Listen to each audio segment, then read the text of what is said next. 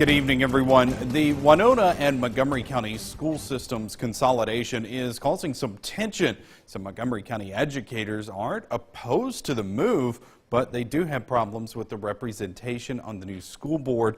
Parker Keene joins us live in the studio with more. Parker. Joey, this has been in the works since 2016. And like you said, Montgomery County understands the logic behind the state's decision to consolidate. But how the setup will be in the future is something they're calling unconstitutional. Montgomery County schools may be smaller compared to their consolidation partner, Winona, but they aren't non-existent. With the way the new school system is set up, that's how they feel, non-existent. The county has no representation on the board, on the consolidation board. Winona has all the representation. The county has zero. The consolidation isn't to take place until July 1st of this year. Winona apparently found a loophole. The bill didn't state anything about what they could do in advance of that July 1st bill. And already the 5 board members and superintendent positions have been filled by the Winona School Board.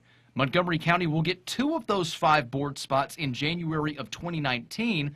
But by then, all the major decisions will have already been made. They decide what schools to close, who's the superintendent, who gets a job, who doesn't. Montgomery County High School counselor Lane Townsend says that's the main complaint, and it isn't at all about the consolidation. We firmly believe that the legislature has the right to consolidate schools. That's not really it.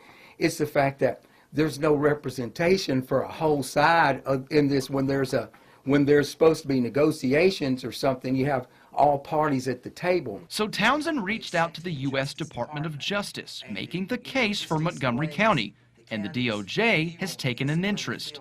Townsend hopes the state will take another session to revisit the consolidation bill. All we want the court to do is look at the bill and find the problems that we believe they're in there as far as the Constitution, and then send it back to the legislature and let them recraft the bill that would meet constitutional muster and would give representation to this side of the county as well. We just want a place at the table.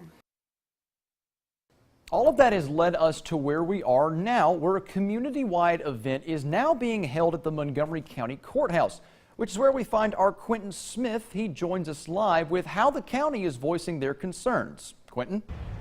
That's right, Parker. This meeting has been underway for a little over an hour now. Hundreds of concerned residents have came out to voice their concerns on this consolidation. Now, so far during this meeting, many residents are saying they just feel left out. In fact, one parent says she feels bad that if she were to have a problem, she feels bad knowing that she don't have anyone on the school board that she can turn to.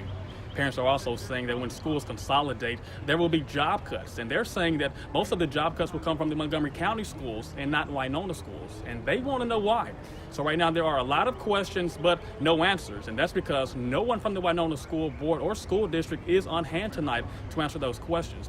But I do want to point out, members of the Department of Justice are on hand listening to these concerned residents. And the meeting is still going right now as we speak. I'm going to head on back inside and we'll have more from this meeting and hear from those concerned parents coming up tonight on WCBI News at 9 and 10. But for now, reporting live in Montgomery County, Quentin Smith, WCBI News.